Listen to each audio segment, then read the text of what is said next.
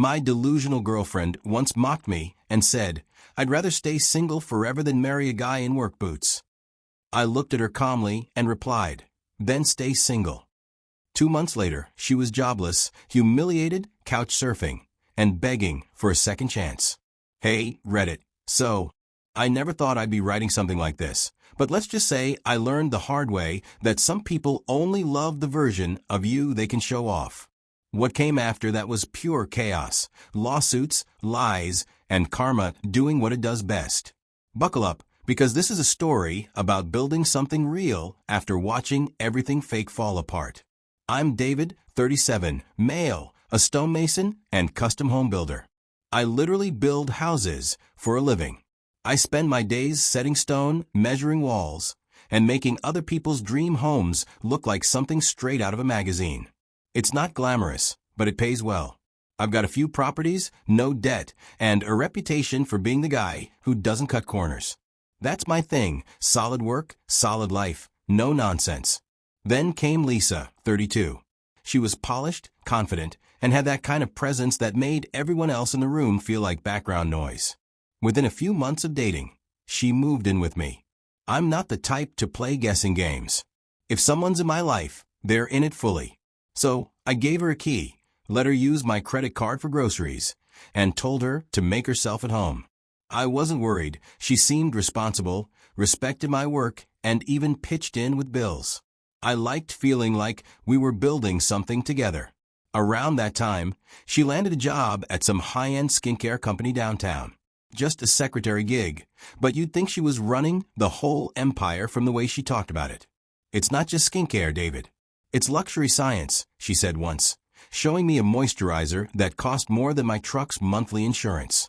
I teased her and called her Miss CEO. She smirked and said, "Hey, I'm moving up fast. You'll see." That's when the shift started. At first, it was tiny things. She'd come home dressed like she was about to film a commercial. Hair perfect, perfume strong enough to knock out a raccoon, and she'd start talking about how her boss couldn't function without her. And honestly, I was proud of her hustle. But then, she started acting different. One morning, I was heading out for a site inspection, lacing up my steel-toe boots when she wrinkled her nose and said, "You should really leave those in the garage, babe. They make the house smell industrial." "Yeah," I said. "They smell like they pay the bills." She laughed, but it was that kind of laugh that told me she didn't actually find it funny. She started saying things like, "Manual work ages people faster. You should get into the management side." I told her I liked working with my hands. She smiled and said, "That's sweet, but someday you'll want to evolve." Evolve, like I was some caveman with a hammer. But I didn't take it personally at first. I figured she was just image conscious.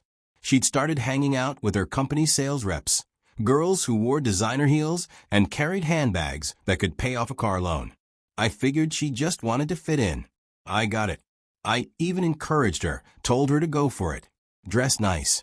Chase success. Whatever made her feel good. Meanwhile, I was sketching blueprints for a house we'd been talking about. She wanted something modern but cozy, whatever that meant. She'd walk by sometimes, peek at my drafts, and say, "You're amazing, babe. No one works as hard as you." Funny thing about hindsight, it shows you how blind you were. After she started working, her morning routine changed completely. It used to be coffee and lazy conversation before she left for the day. Now it was full-blown rehearsals, makeup, perfume, selfies, sometimes half an hour, just deciding which handbag fit the company culture. She'd leave without even saying goodbye, too busy answering work messages. Then came the tone, that subtle one that turns compliments into critiques. She'd say things like, "You work so hard, babe. I just wish you didn't always look so tired." Or, "You'd look amazing in a proper suit. You know, something less construction-y." I'd grin and say, "Yeah, I'll wear a suit when I'm burying someone." They're the same level of comfort. She'd roll her eyes and mumble something about me not taking image seriously.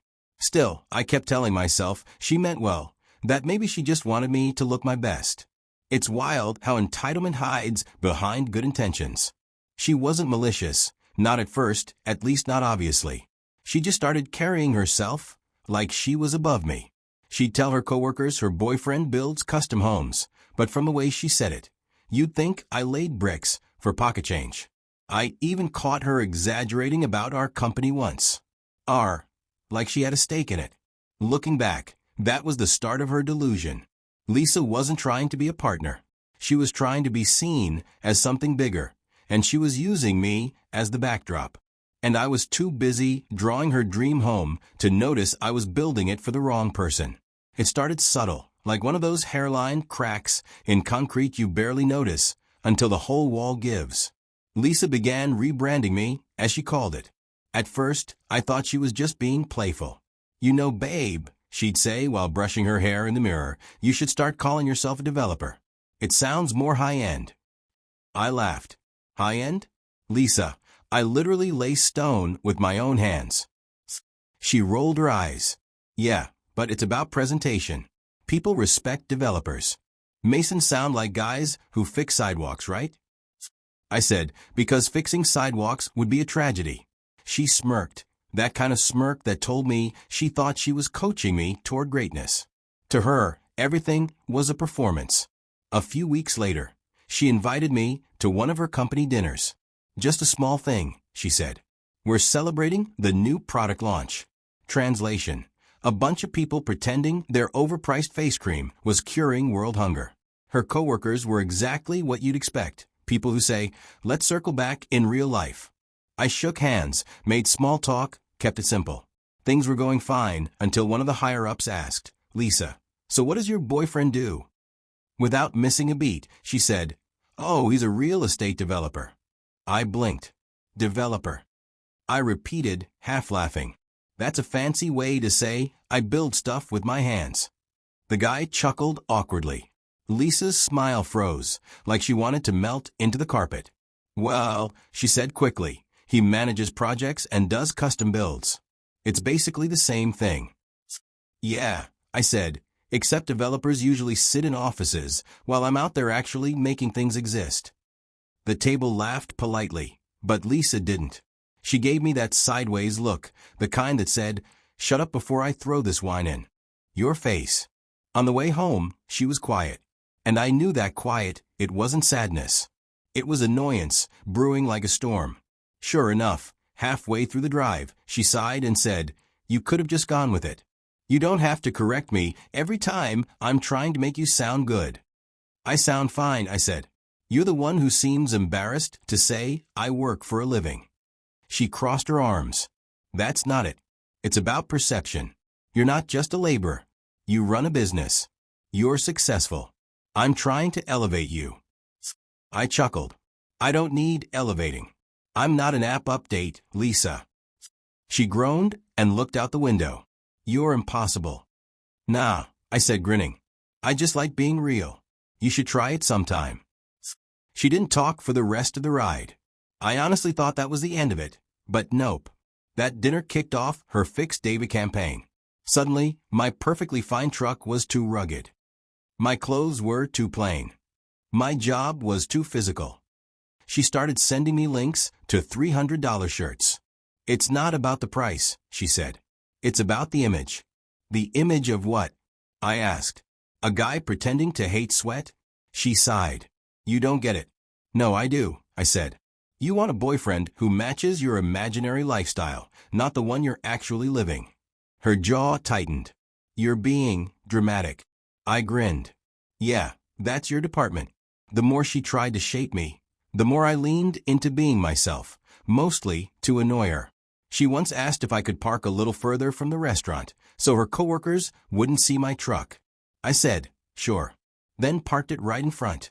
Engine running, dust still kicking up. Petty? Maybe. Satisfying? Absolutely. But underneath all the jokes, I could feel something changing. She used to brag about me, how I built homes from the ground up. Now she just called me busy with projects, like she didn't want to admit she was dating a man who used a hammer. The funny thing?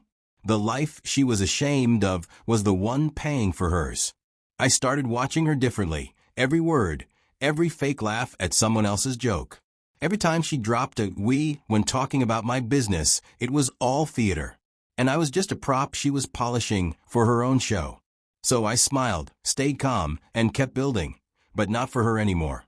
I'd already started building something else, something stronger than any house I'd ever designed. Boundaries. And as I sat there sketching new plans, I laughed to myself, muttering under my breath, "Guess I'm the wrong brand of man."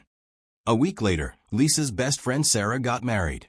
It was supposed to be the event of the year, according to Lisa, which already told me everything I needed to know. She'd been talking about it for months. What she'd wear, who'd be there, the networking opportunities. It wasn't a wedding to her.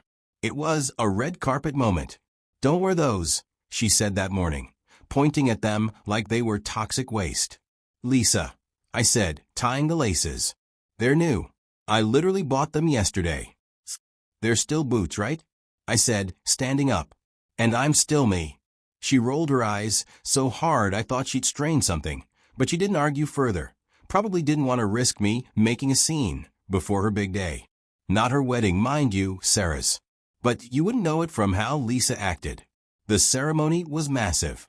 I walked in, saw the crowd, polished, corporate, glittering, and knew I stuck out like a coffee stain on silk. Still, I played it cool. Smiled. Shook hands. Complimented the venue.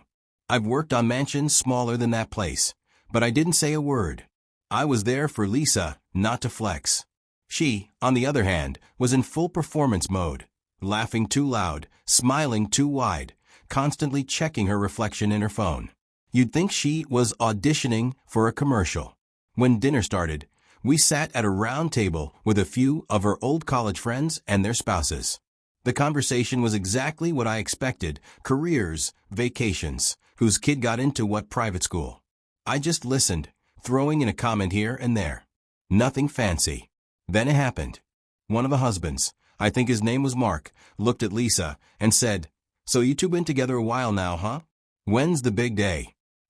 Lisa laughed. Not the cute kind, the performative one. That laugh she used when she wanted attention. "I'd rather stay single forever than marry a guy in work boots," she said, raising her glass like it was a punchline. The table erupted. Her friends shifted awkwardly. One even leaned over and said, "You're terrible, Lisa," in that fake, friendly way women do when they secretly mean it. I didn't laugh. I didn't frown either.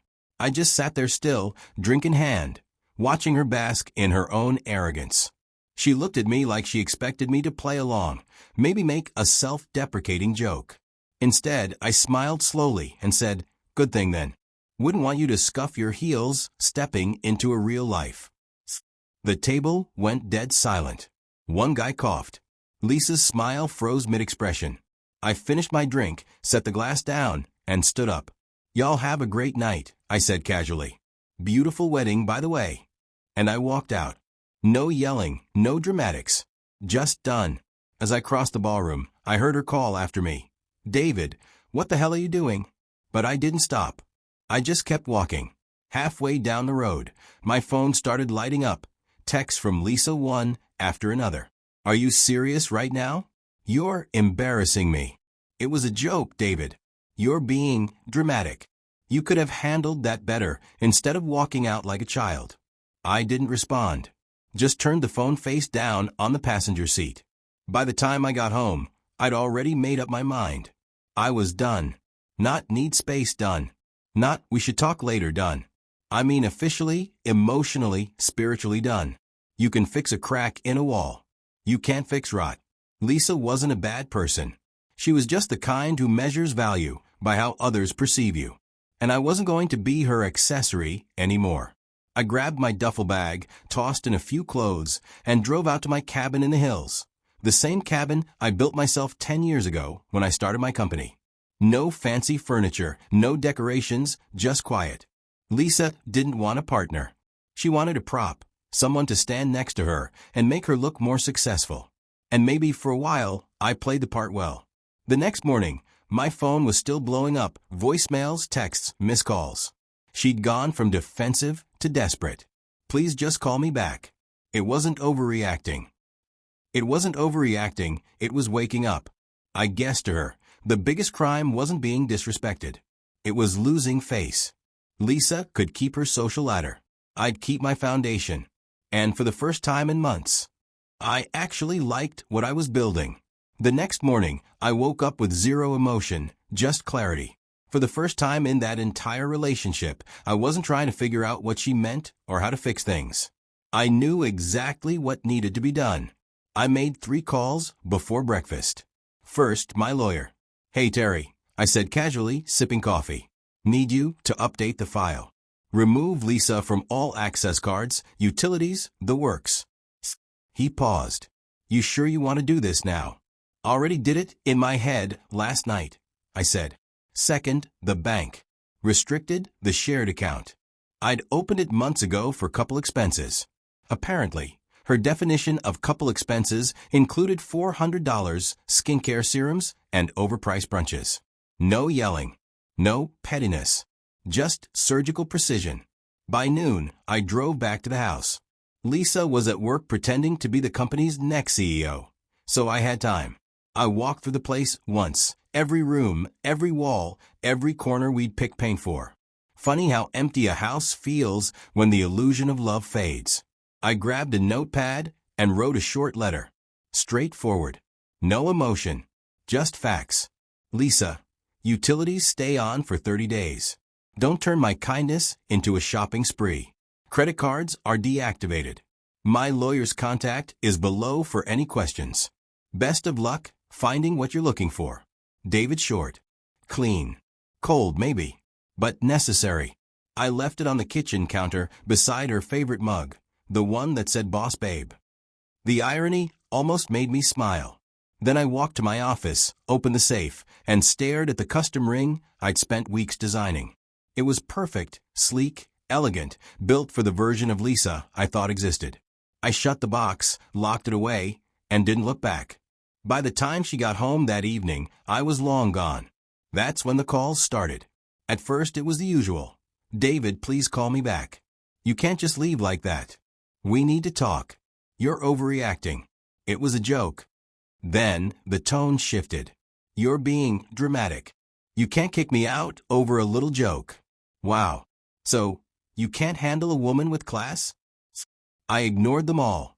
When the calls didn't work, she switched to texts. Then emails. Then voicemails, each one more desperate than the last.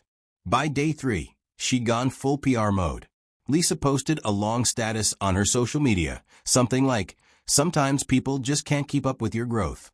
Don't dim your light for a man who's stuck in his comfort zone." Subtle, right? She added a picture of herself at a rooftop bar, drink in hand, with a caption about independence and leveling up. The comments rolled in fast, her friends hyping her up with "Yes, Queen," and "He couldn't handle you anyway." I saw it, chuckled, and went back to reviewing blueprints. But here's the thing about the internet. It remembers who was in the room. A guy named Johnny, one of the husbands who'd been at that wedding table, commented under her post, "Didn't you say you'd rather stay single than live with a guy in work boots? Pretty sure he's the one who walked out on you." Boom. Instant silence. Then came the roasting. Strangers jumped in. Some wrote, "Imagine mocking your hard-working man and crying when he leaves." And sis, he dodged a bullet. Within an hour, the post turned into a digital bonfire. She deleted it before sunset. By the next morning, her account was private. I didn't say a word, didn't gloat, didn't text, didn't even mention it to anyone. I just went back to work like nothing happened. That's the thing most people don't get. Silence isn't weakness. It's power.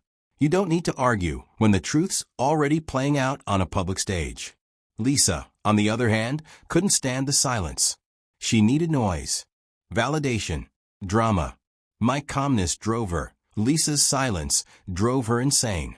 She sent another text, this time longer. "You made me look stupid. You walked out and let everyone think I'm the villain. You don't even care about the time we had." I read it once and set the phone down. Months of pretending, performing, and packaging a fake image wasn't love. It was branding. She wanted a man who made her look important. I wanted a woman who made life simple. Neither of us got what we wanted. By day 5, I stopped checking my messages entirely. Instead, I threw myself into work. My crew noticed something was different. "You good, boss?" one of the guys asked. Never better, I said, lifting a piece of stone. Just decided to stop building for the wrong client. They laughed. They thought I was joking. I wasn't. I worked longer hours that week, but it didn't feel like work. I was lighter, free. There's something peaceful about doing your job without anyone trying to rebrand you. No one telling you to change your truck, your shirt, your life. Just you, the tools, and the quiet rhythm of progress. A few people asked what happened between us. I told them the truth in one sentence. She didn't like that I was comfortable being myself. No one needed more explanation. Lisa probably expected me to chase her, argue, or beg her back, just so she could reject me dramatically. But I didn't give her that satisfaction. I didn't send a single text, didn't stalk her socials, didn't even mention her name again. That's what real closure looks like, not burning bridges, but removing the map entirely. By the end of that month, my house was spotless. Her things gone. Her number blocked. No breakdowns, no post-breakup drinking, no dramatic playlists, no what-ifs. Just quiet. The kind of quiet that says, this time you did it right. As I sat in my office one evening, the sun setting behind the half-finished blueprint on my desk, I smiled to myself. No drama. No chaos. Just peace, the kind that can't be bought, faked, or filtered. That peace lasted exactly 6 days. I was in my office, reviewing blueprints and sipping coffee when the front door slammed open hard enough to rattle the glass. My assistant peeked around the corner, eyes wide. David, she's here. Of course she was. Lisa stormed in like she was delivering a court summons, mascara running, sunglasses perched on top of her head, and a bag that looked like it had been chosen purely for intimidation. You're unbelievable, she shouted before I could even say hi. You think you can just vanish from my life and leave a note like I'm your intern? I stayed seated, calm, collected. If peace had a face, it was mine. Mourning Lisa. Don't mourn me. She snapped. Do you have any idea how cruel that was? You embarrassed me in front of everyone at the wedding. You blocked me. You shut me out. And for what? Because of a joke? I leaned back in my chair, hands behind my head. You said you'd rather be single, I said quietly. I'm just giving you what you asked for. Her jaw dropped. It was sarcasm, David. I was joking. You're so sensitive. I smirked. You keep using that word. It's about time to start getting creative. Her voice cracked as she tried to balance crying and yelling. You're immature. You're throwing away something real because you can't take a little banter. Nah, I said softly. I'm just done pretending. She froze. For a second, it looked like she was actually processing it. Then she scoffed and shook her head. You'll regret this. You think your little alpha silence act makes you look tough? You'll realize what you lost when you see me with someone better. I smiled. If he exists, good luck to him. He'll need it. That hit a nerve. She grabbed her bag, glared at my assistant like she was part of a conspiracy, and stormed out the same way she came in. I didn't chase her. I just turned back to my computer and got back to work. That's the thing about entitled people. They can't stand it when you don't feed their drama. That night, my phone buzzed with a number I didn't recognize. I ignored it twice before finally picking up. David, it's her mother, the voice said, sharp and commanding. You've made quite a mess, haven't you? I leaned back, already knowing where this was headed. Evening, ma'am. She's devastated, the woman continued. You men and your pride. Women say foolish things sometimes. You're supposed to forgive them. Yeah, I said calmly, and men finally learned to stop funding them. Silence. Then a gasp, followed by a click. That was the last time I heard from her mother. I figured that was the end of it, a clean break, a dramatic outburst, and done. But Lisa wasn't built to let things go quietly. About a week later, one of my subcontractors walked into my office with his phone. Boss, you might want to see this. It was a forum post on a local community page, posted by an anonymous user, but written in a tone I knew way too well. Be careful hiring certain builders in town. Some use cheap materials, cut corners on safety, and overcharge clients. I worked with one personally, and trust me, looks can be deceiving. The post didn't name me directly, but it didn't have to. The details were specific: locations, project hints, even a subtle jab about dusty boots and fake charm. Lisa. I could practically hear her smug typing while sipping a latte. I didn't respond. I didn't even call her. I just waited. Within a few hours, the post started getting comments. Most were people asking who she meant. A few guessed names. Then one comment showed up that flipped the entire script. This post is about David R. I'm one of his long-term clients. He built 2 of my homes. Every permit was clean, materials top-notch, and he's one of the most transparent contractors I've ever met. Whoever wrote this is lying, and badly. The comment came from a local business owner I'd worked with for years, the kind of person whose word actually carried weight in the community. People jumped on it fast. Yeah, my cousin hired him too. Works solid. Lying about a builder online? That's low. Let me guess, ex-girlfriend? I laughed when I read that last one. By the next morning, the post was flooded with replies roasting her. Someone even posted a screenshot of her old public Instagram, the same one she'd used to brag about dating a successful homebuilder. That sealed it. Within 24 hours, the post was deleted, and her account disappeared.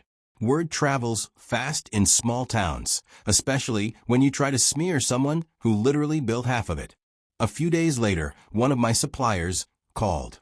Hey, you'll never believe who called me asking about our billing info. Lisa, I said. He chuckled. Yep. She wanted to know how much you actually pay for stone. Said she was doing research. I told her to get a life. That call made my day. Meanwhile, my business was thriving. The online drama actually gave me free publicity. People wanted to see what all the fuss was about. New clients called, old ones rebooked. The irony couldn't have been sweeter. Lisa, on the other hand, got hit where it hurt most, her reputation. The skincare company found out about her little smear post after someone forwarded it to HR, complete with screenshots tying it to me by name. Turns out their luxury brand image didn't pair well with employees starting internet rumors. She didn't get fired exactly, but was asked to step away to focus on personal matters. Translation: demoted with a side of humiliation. A few weeks later, word got around she doubled down on her attitude, snapped at a regional manager's assistant, and mouthed off to HR. That step away turned into a full goodbye. Quiet firing, nice and neat. Did I feel bad? Not even a little. You don't get sympathy points for burning your own bridges. My assistant asked one morning if I'd seen the apology Lisa posted later, something vague about growth and learning to be kinder. I told her I didn't care. I build homes, not monitor adult tantrums. Lisa probably thought she'd destroy my name. All she did was remind everyone why I walked away. The funniest part? A few weeks later, one of her old friends messaged me for a quote on her lake house. Guess who she said referred her? Lisa. She probably did before we broke up. I stared at the text, smirked, and replied, sure. Happy to help. I build things that last.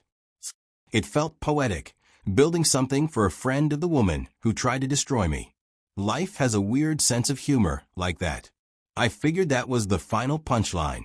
But Lisa wasn't the type to exit quietly. She was the final act kind of person, the one who can't stand not having the last word. And of course, her version of a last word involved chaos. It happened on a Tuesday. My property manager, Jim, called while I was at the job site when my phone rang. Boss, you might want to come down here. What happened? I asked. Your ex is here. Brought a moving truck. Says she's taking her things. I sighed, rubbing my temples. Her things? She didn't own a teaspoon in that house. Jim chuckled nervously.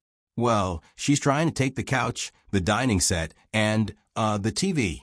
She said she picked them, so they're hers now. Fantastic, I muttered. Did you call the cops? Already here. Thought you might want to show up before they haul her off. Jim had already called the cops to keep the peace.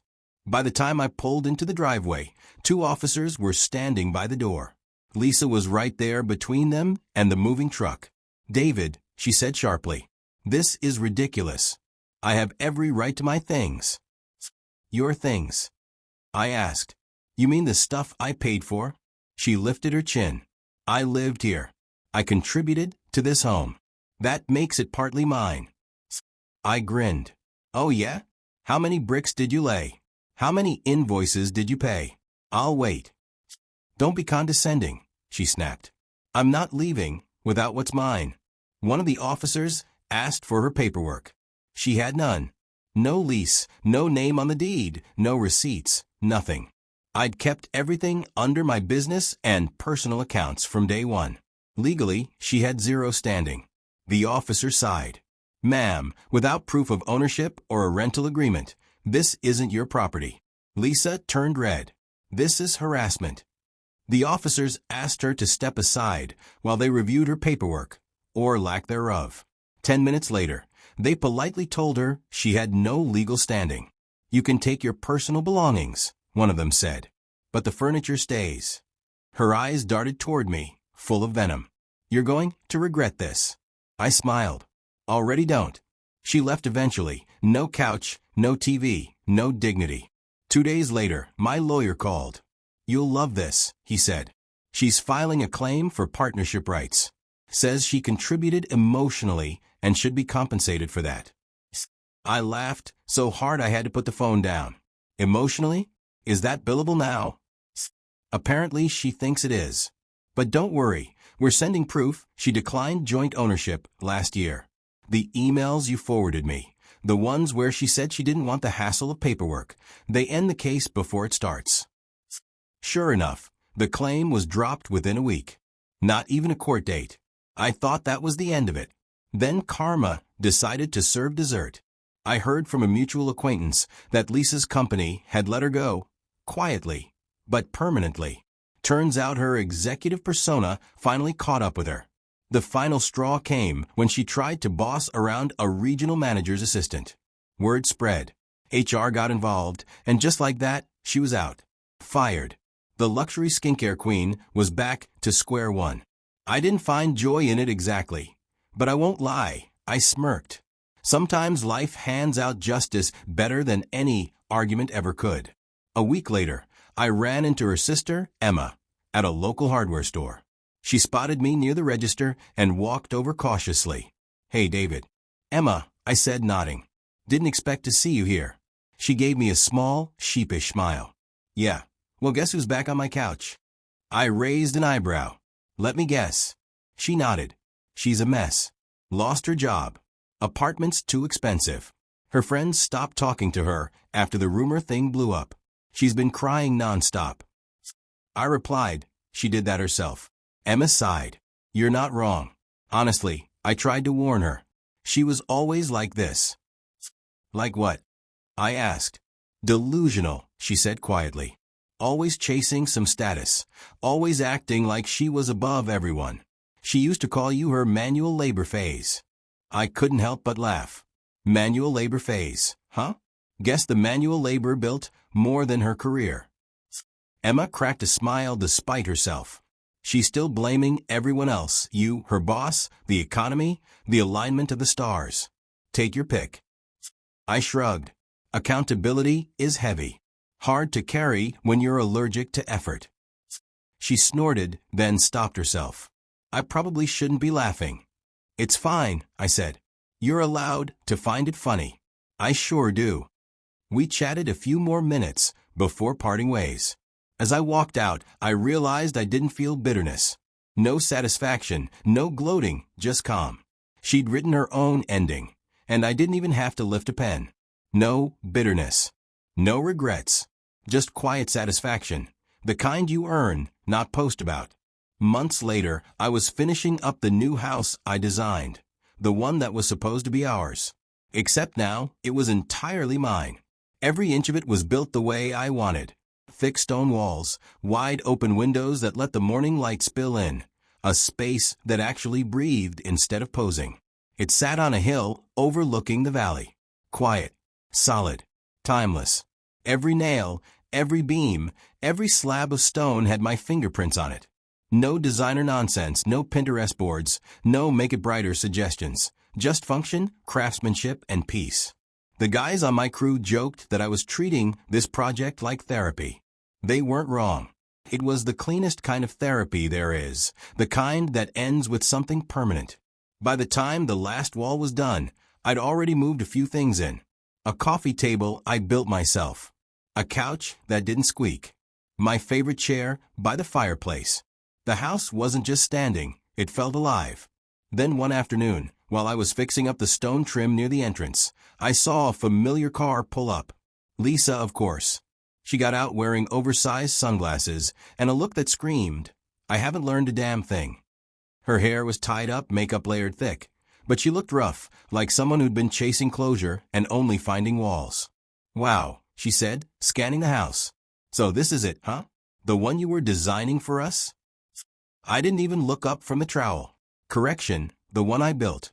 You were just a temporary consultant." She ignored the jab and walked closer, heels clicking on the driveway. "It's beautiful, David. It should have been mine." I finally looked at her and laughed. "Yeah, that's what I keep hearing, about most of the stuff you lost." Her expression twitched, half insulted, half desperate. "You don't get it. I made a mistake. I was stressed. Everyone says things they don't mean. You really can't forgive one comment?" "One comment," I said, still laying stone. "Lisa, if your comments were bricks, I could have built a second house." She folded her arms. "You're cruel." "No," I said calmly. "I'm focused. There's a difference." Her voice cracked. "You really don't miss me?" I shrugged. "Miss what? The arguments? The fake apologies? The career coaching?" For a second, she didn't speak. Then her eyes flicked toward the workbench beside me. "You think you're better than me now," she said quietly. "I think I've always been better for myself," I replied. That's when something in her just snapped. Her face twisted, and she grabbed one of the drills from a bench, holding it out like she was in a bad movie. "Don't test me, David," she shouted. "You think this is funny?" I looked at her, then at the drill, then back at her, and laughed. The thing didn't even have a bit in it.